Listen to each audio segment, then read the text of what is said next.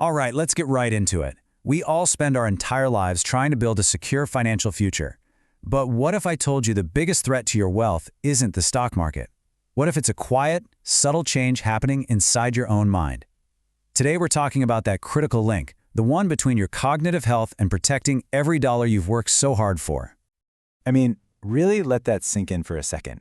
We get our hearts checked, our blood pressure taken, our cholesterol monitored. But is anyone really checking on the one organ that's making all the financial decisions, the CEO of your life? It's a huge question, and the answer? Well, it might just surprise you. And this is the absolute heart of the matter. We are not talking about some dramatic movie-like memory loss here. Nope, we're talking about the very first, almost invisible shifts that can quietly swing the door wide open to financial disaster, often way before you, your family, or anyone else even suspects there's a problem. So let's talk about how this hidden threat actually works.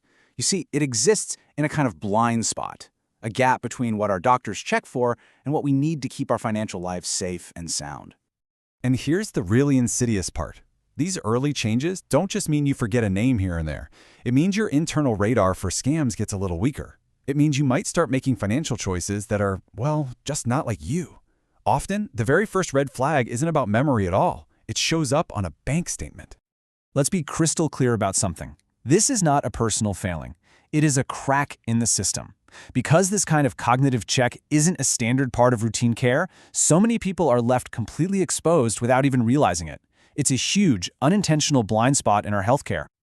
So, the big question is, why isn't this caught earlier? Well, the answer really lies in that systemic blind spot and just how our medical checkups are set up. Think about your last physical. Your doctor was probably looking for big, obvious issues. They're only going to order a deep dive on your cognitive health if you walk in and say, "Doc, I'm getting lost on my way to the grocery store." They just aren't set up to hunt for those subtle signs that affect complex things, like managing a retirement portfolio. So this brings us to a really important term, mild cognitive impairment, or MCI.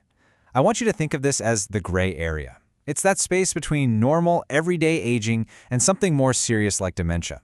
And because the changes are so subtle, it's incredibly easy to just brush them off and say, I'm just tired, or, I've been under a lot of stress lately. Now, this chart right here is everything. Look at that left column for MCI. Subtle changes, easy to miss. But look at that last line. The financial risk begins here. That is the whole ballgame. By the time someone is diagnosed with dementia, financial damage may have been going on for years. MCI, that is the real danger zone for your wealth. Okay, so we get the problem. It's a big one. So what can you do about it? Let's talk solutions. This is all about giving you a simple, empowering tool for self-awareness that you can use literally right now in the comfort of your own home. But wait, before we go any further, this is super important. This is not a medical diagnosis. The goal here is awareness, not alarm, okay? It's simply a tool to give you a little bit of information so that you can have a better, more informed conversation with your doctor and your family, if you even need to. All right, you ready? It's a dead simple 3-step test. First, I want you to memorize 3 totally unrelated words. Let's use apple, table, penny. Got 'em? Good. Next, grab a piece of paper and draw a circle for a clock. Put all the numbers on it, 1 through 12. Then, draw the hands to show the time, 10 past 11. And finally, after that clock is drawn, what were those 3 words again? Okay, so you did it. Now what? What do these results actually tell you? And again, let's remember the mantra. This is about awareness, not diagnosis. So here's how to think about it. If you had a tough time remembering more than one of the words, or if your clock drawing looks a little off, maybe the numbers are crammed together or the hands aren't quite right. It doesn't mean anything is wrong. It's just a little flag, a gentle nudge that says, hey, maybe it's time to start a conversation about this. It's a conversation starter, nothing more. So that awareness, that's step 1. That's huge. But now we have to connect it back to the money. How do you turn that insight into a real, concrete plan that puts a shield around your assets? And if you remember one thing from this whole explainer, let it be this.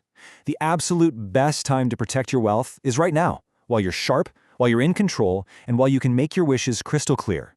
Being proactive isn't just a good idea, it's your single most powerful strategy. So here's your practical checklist. First, a durable power of attorney for finances. This is non-negotiable. It lets a person you trust manage your money if he can't. Next, pull up all your accounts and review the beneficiaries. Are they correct? Update your will. And hey, it's the 21st century, have a plan for your online passwords. But honestly, the most important thing here, talk about it. Have these conversations now while you're in the driver's seat. Okay, so as we wrap this up, I want to bring it all back home to the most important, most powerful idea we've covered today. Everything we've talked about, the screening, the financial plan, all of it, it starts right here. Taking that moment to honestly check in with yourself is not a sign of weakness. It is the ultimate act of power. It's you taking control of your future and your legacy. It is your best line of defense, period. And I'll leave you with this final question. This information is just too important to keep to yourself. So who is the one person you're going to share this with? Your spouse, a sibling, one of your kids, a best friend? Think of them right now. Who is it? Because at the end of the day, protecting the people we love, that's the real wealth, isn't it?